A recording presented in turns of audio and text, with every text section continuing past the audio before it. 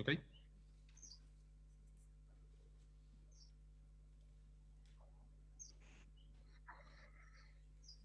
Okay, so hello everybody. Good afternoon. First of all, apologies for not being there, but due to travel ban from my company, I cannot finally make the trip. Well, PT because I lost all the conference and all the interaction, but it's okay. So I'm going to share my screen with you as okay. Just yes. So I want to speak with you about uh, Ethereum privacy, decentralization, and enterprise blockchain solutions. My name is Pedro Lopez-Belmonte. I work in Switzerland for Richemont International. For those who doesn't know the company, Richemont, it's a luxury group focused mainly on watches, but with some other businesses. So probably you will be familiar with brands such as Cartier or Montblanc, etc. Right? And we started a while ago our blockchain journey. So I'm going to share with you some of our experience, how we tackled the different projects, the value we shared, we extracted from that, and some questions that have come afterwards, right? But before that, I want to speak first of all about decentralization. Probably is the biggest topic of blockchain, the biggest impact is a new paradigm, and we all need to learn how to work with it, how to deal with it, um, and in this case, I think we sometimes we use decentralization too lightly. Some of the times we doesn't know what it means, and sometimes, and especially in the enterprise world, um, it's not clear. So it's a kind of a stopper for companies to get into blockchain, right? So I want to start with this. This is me, like 43 years ago, and I'm not showing this because I wanted to share with you how I was looking 43 years ago, right? But there's a story behind that picture. That picture was taken by my uncle, and he liked the picture so much that he made a lot of copies, like 100 copies of the picture, and he gave copies to friends, to family. So for whatever reason that I don't know. So while I was thinking about this, I realized that there's potentially a lot of people that are in possession of this very picture, right? If I'm telling you this, I could state that I am decentralized, right? We can agree or not with these statements. It's just to show what I just spoke about. Sometimes we might speak lightly, or we have different levels of understanding of decentralization. For me, the questions are how much are we decentralized? How much are we ready to share? Because at the end of the day, decentralization means also sharing. How can this be aligned with our right to privacy, with user privacy, but also sharing at the same time data? And in the enterprise world, how much are enterprises adopting decentralized technologies, right? And basically, I see a lot of initiatives, a lot of experiments, but it sounds to me like they are built in silos. They are just experiments, isolated one from each other, even within the same company. Um, and it reveals to me that one of the trends of the enterprise is that we are afraid to lose control. right? So in that sense, what was Richmond approach? So Richmond approach started 2 years ago. We started the beginning of 2018 with our blockchain journey, which was probably at the beginning or right after the beginning of the big blockchain hype, right? And we defined three key points or values that we wanted to have very present and our goals during all this experience, which is clearly had to be to as a learning experience. So we had to learn. There were a lot of 2 years ago private versus public, smart contracts, Ethereum, other networks. There was a lot of topics that we didn't understood. So clearly, we wanted to understand the technology, and first and foremost, how can blockchain, how could blockchain add value to our business, to our customers? It was a question we didn't know. So we decided to go ahead with some pilots and some studies, right? And we divided the strategy into two. We decided to go with B2B experiences and two B2C, so intercompany or targeted to clients, right? The two projects that we did with companies probably are the the lesser known. The first was with our brand Cartier, a project with VeChain, which you probably already know. They are based in Asia. And the use case was around omni-channel. So it was a blockchain network in order to ease the interaction with our retailers in Asia.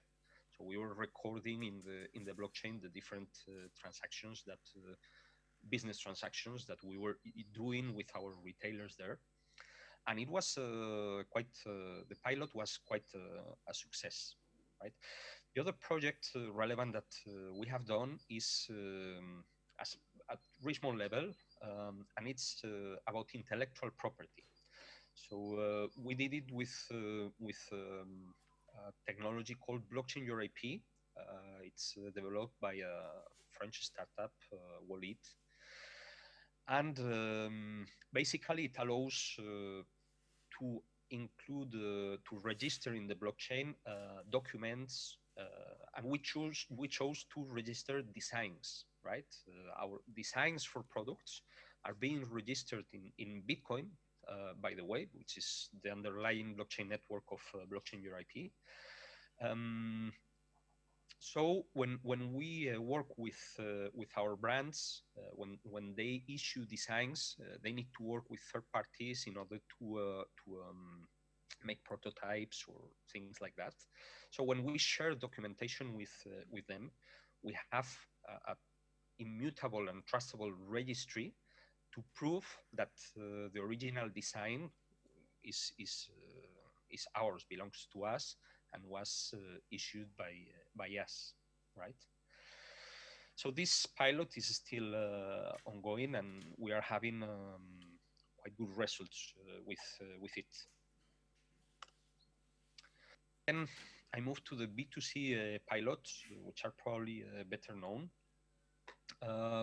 These B2C pilots were clearly oriented to watch certificates. We decided that we wanted to issue digital certificates for watches for many reasons, right? It was quite fast and straightforward. We were getting some fast benefit out of it, and we were able to measure also things such as adoption. So our first experience has been with our brand Vacheron Constantin and the French startup Ariane. Okay, In this regard, the approach with them they were providing the technology, and they were providing also some know-how, because they were already focused on the use case, and we were able to contribute from a functional and business point of view. Also on a technical, we had some interactions, and we discussed different things. So it has been a very nice experience working with them. Ariane, from a technical point of view, Ariane is based in POA network, which is a sidechain of Ethereum. So basically, it follows all the Ethereum standards, like the different tokens and so on. So we are using their ERC20 for the token part, for the payment of services. We are using ERC721 for the non-fungible tokens to represent the digital certificate. ERC900, if I don't remember bad, for the staking.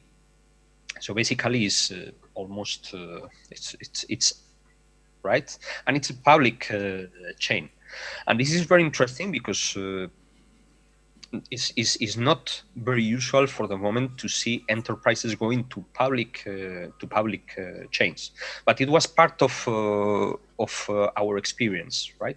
To try to learn what was that and what does that was meaning.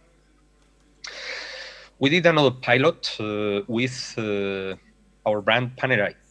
The use case is similar. While Vacheron-Constantin use case is focused on new watches, so basically a customer goes into the boutique, gets a new watch, and instead of the traditional paper-based certificate, they get the digital certificate. With Panerai, we decided to explore a slight variation of the use case. So the use case is basically oriented to repairs existing watches. It's embedded into a service called Remaster Service. So anyone having a Panerai watch can go to a boutique and ask for this remaster service, which consists on a full revision of the watch, polishing surfaces, etc., and issue of the digital certificate. Right?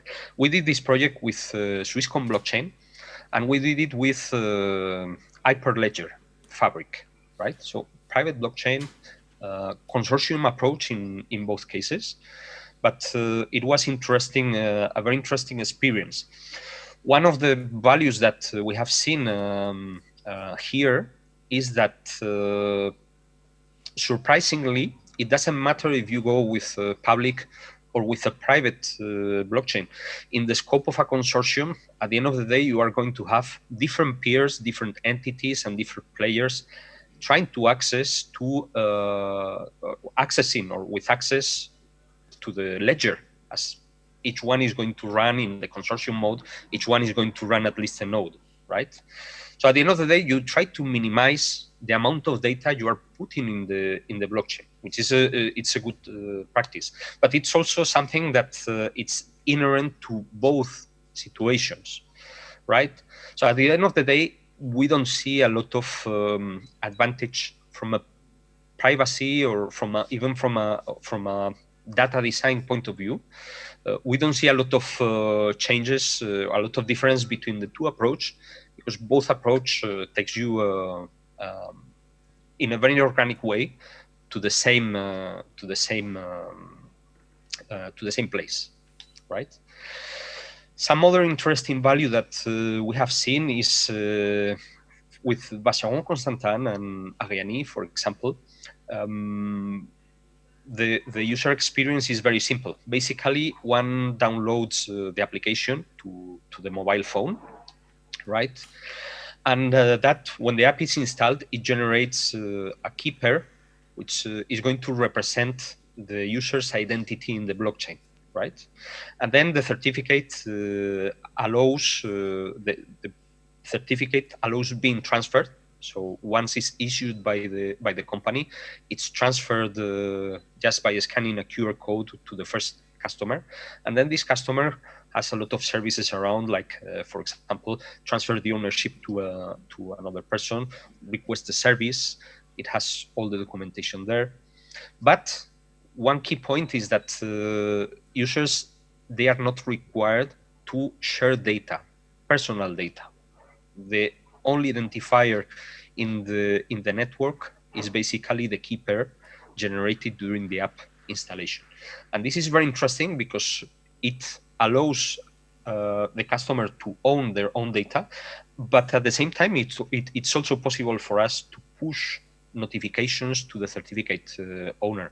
It opens a new palette of services, right?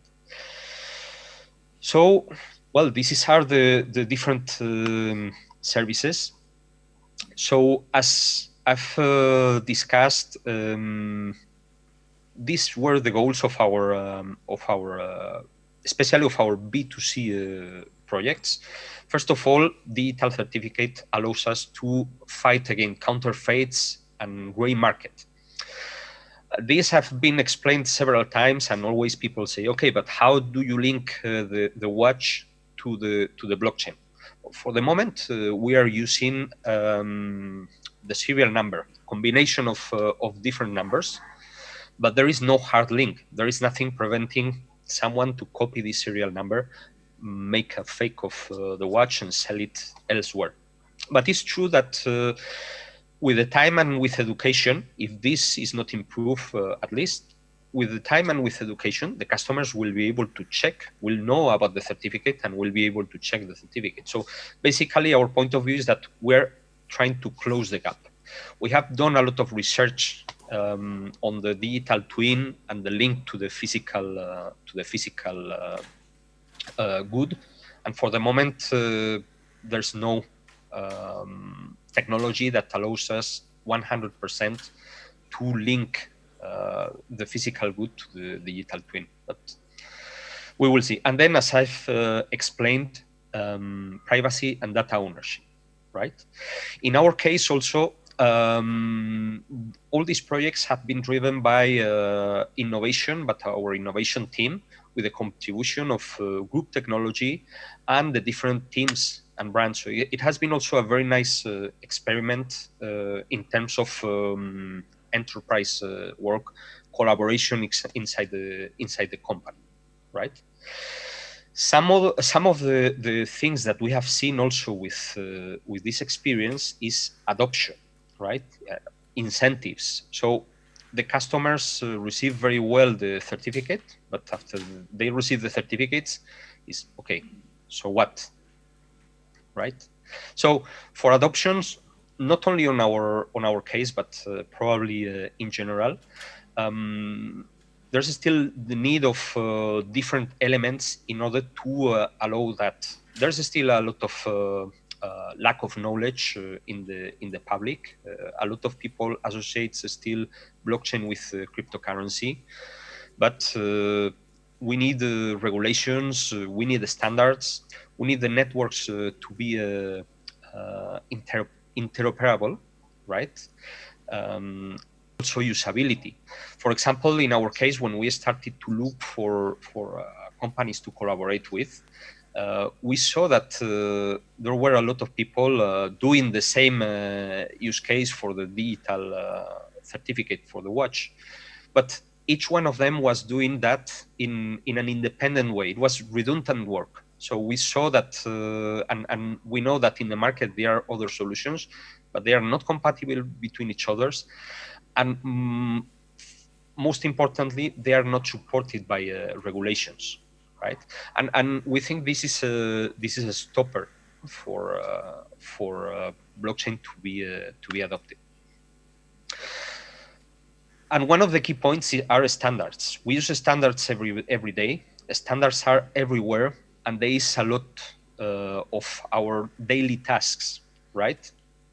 So we use standards like metrics to measure things, to measure weight, money, etc., mathematics, even if we think something more mundane like food.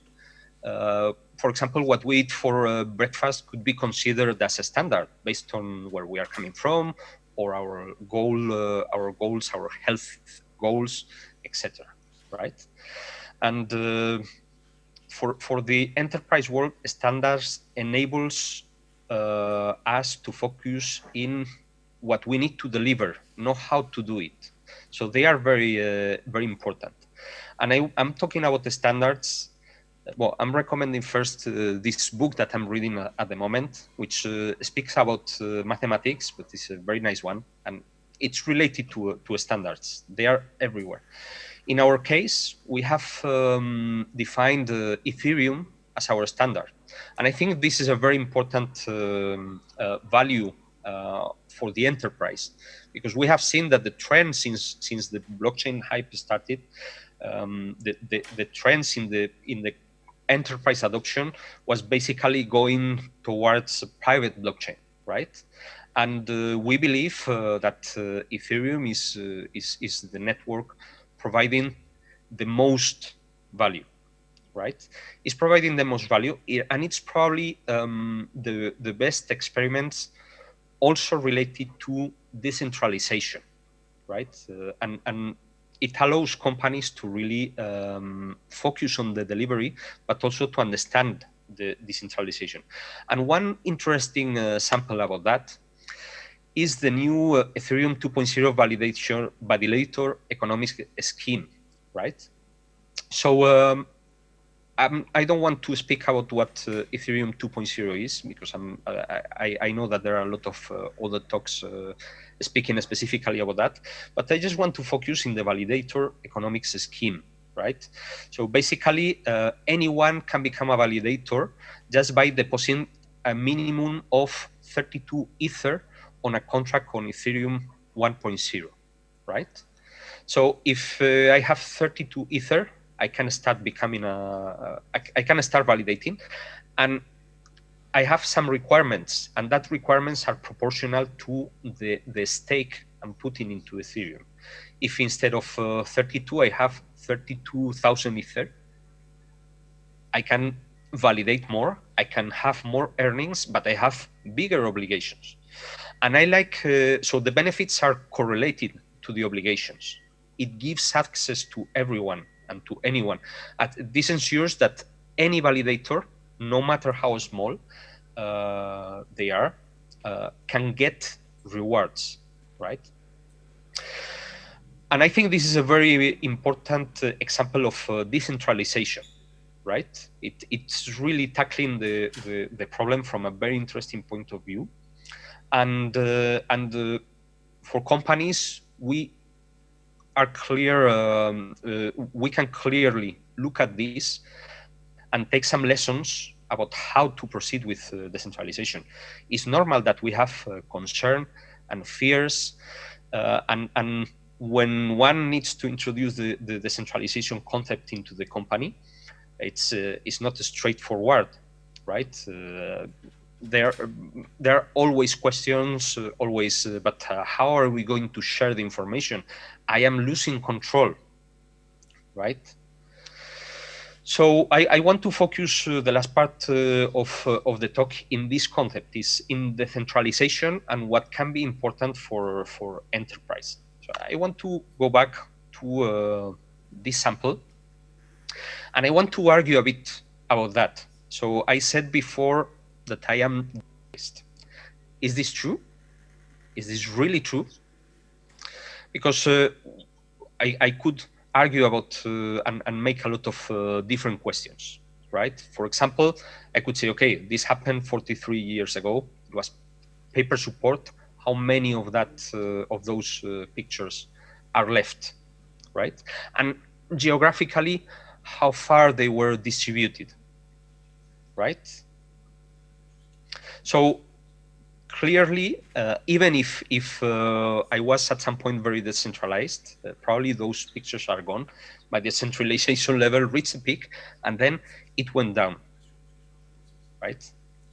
So I don't think I am that decentralized. And it's a bit the concept that interests me from a enterprise and corporation point of view, right? I want to know from an enterprise point of view the degree of decentralization that the networks and the tools that I'm using really have. And this, with this sample, I want to argue. So decentralization can be switched off very easily. We go back to the traditional centralized database model. That's it. It's just the flick of a switch. But it cannot be switched on that fast.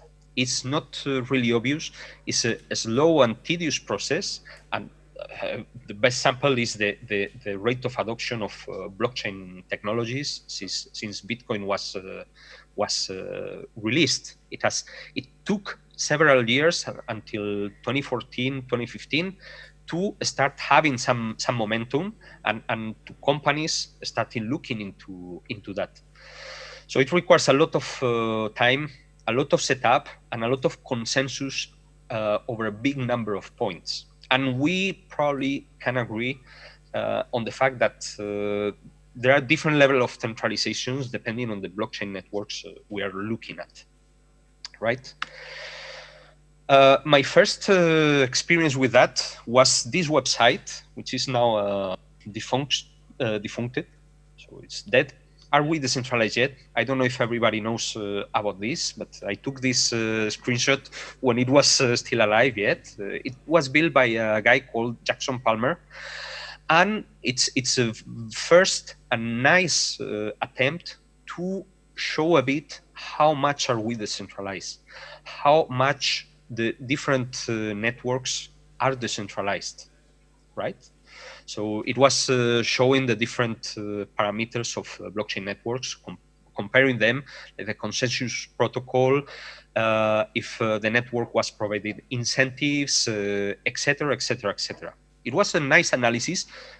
I would say quite incomplete, but a first step on a direction that I think is very important and probably the way to go, right? So in the case of an enterprise, we find ourselves in a new paradigm based on communities. From an individual point of view, it's much easier to adopt. I can buy Bitcoin, and I can pay with Bitcoin, with Ethereum. I can invest in different cryptocurrencies. But from a company point of view, these concepts are not easy to swallow. So privacy, how come is that I can put customer data or customer related data into a public blockchain, right?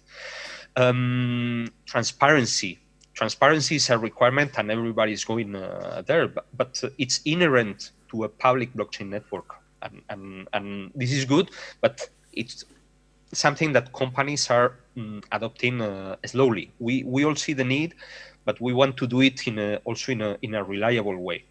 And then control. I think this is the point that is the most hardest to give up, because from a centralized point of view, we need to give up a bit of control. But one of the experience that we got from our projects and pilots is that it has been easier and more straightforward to us to work with public blockchain than with private. So when you understand what it means to give up a bit of control, is not that hard.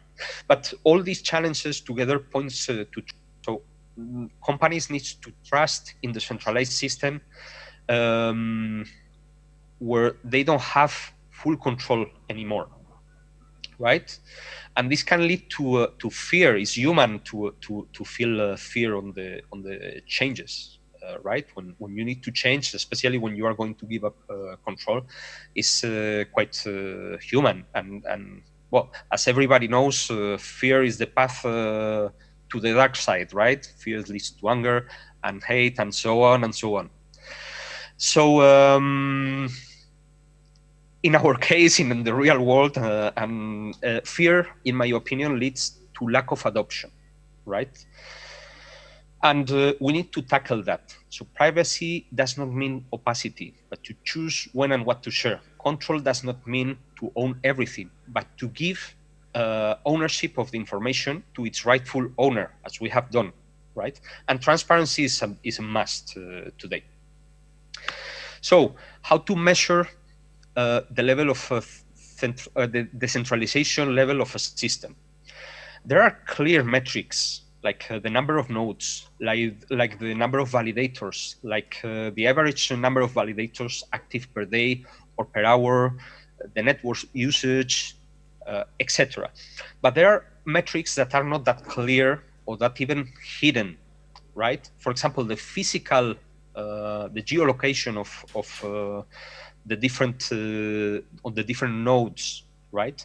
The ownership. What are the actors behind those nodes? Are the nodes being concentrated around umbrella companies that are running that processing hubs, as we all know? How much it's impacting the cloud platforms, which are running a big portion of the nodes in Bitcoin and Ethereum. There are things that we need to tackle in order to really measure the decentralization degree of a system. There is a very nice article for those who want to search a bit, written by experts in consensus about how to measure the decentralization of a system. If someone want to go with it, I really recommend to Google it and to read it. Because it speaks a bit about all these things. And if you have not thought about that yet, it's a good eye-opener, right? In my case, I want to finish by laying out a concept of blockchain integrity factor, right? And this factor would be measuring the decentralization level of blockchain platforms. Why integrity? Integrity, of course, is linked to honesty and transparency, right? So trust, you trust in someone. But this is more towards consistency, robustness, and reliability, and also transparency, right? I really want to know that the blockchain I'm using to put my company data or to record my transactions with other companies or with my customers, they really match a minimum level, right? The way I see this is a composite index taking into account different measures, absolute and relative metrics, but it should be easy to check, right? It should be easy to check. It should be giving information about all the actors that intervene in the blockchain network, and it should be also valuable for the actors that are using it. And it should be also important for the two levels of blockchain usage, which is intercompany and which is the social part as well, right? So, well, that's it. Thank you very much. Have any questions? I'll be happy to answer.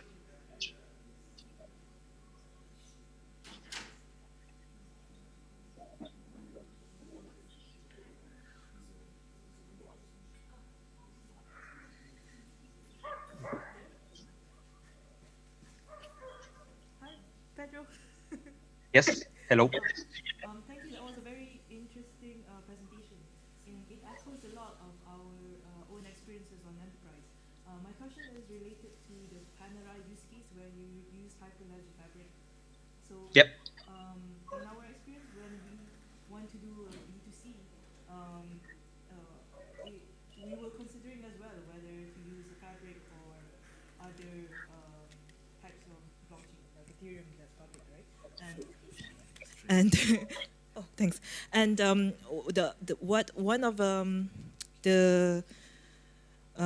one of the limiting factors that we found was that running the Fabric network was a lot more expensive in terms of infrastructure than, say, when we were running on Ethereum. And the other one was like in a consortium, sometimes, well, depending on the use case, sometimes it's hard to convince the partners that, well, you need to run a node if you're on Hyperledger Fabric, or if you, because traditionally they haven't done this, right? So it's an extra cost on their side. So what we did was we decided to run the node for them. But then that's actually an extra cost for us, and the solution is centralized essentially in this case. So it was hard then to move from a central solution to a decentralized solution without sort of an incentive for the partners to also run it. So on the Panerai use case, how did you guys move forward with Fabric? Who are your partners that were running the nodes, or were you running the nodes internally in your company for your partners? Yes, the approach is the same actually on both cases. But first, thank you for your question. I think it's very interesting, and I totally agree on your point of view. Running a private blockchain network, it's more expensive than a public one. As I said, in both cases, the approach was the same. So from doing a POC, we didn't run anything, right? Because we just wanted to see the benefit, how the solution was working. We wanted to explore a bit. When we have moved from a POC to pilot, and we are in the process to extend that, by the way, we have decided to run a node in both cases, both in Hyperledger Fabric, because it's a must, and also in the case of Ariane. In the case of a private blockchain, I think it's a must, because otherwise you don't have control over your data. It's basically inherent to what blockchain means. So even if it's private, and probably purists will say, okay, Fabric is not a blockchain, it's a DLT, fine, I buy that. But still, the concept is the same, and you need the commitment you are showing with that network is by running the node. And it also gives you the possibility to check the activity, to ensure that the activity on the blockchain is truthful, right?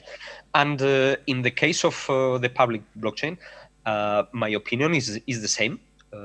One should run a node in order to first express commitment with the network, and also ensure that the activity of the network, it happens according to the rules, right? It's both.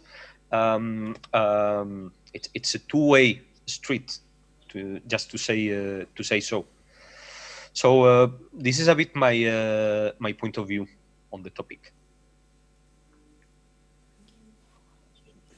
Thank you. We're running out of time, so thank you. Okay. Well, thank you very much. Thank you, everyone. I wish you a good day, and thank you for your time. Bye-bye.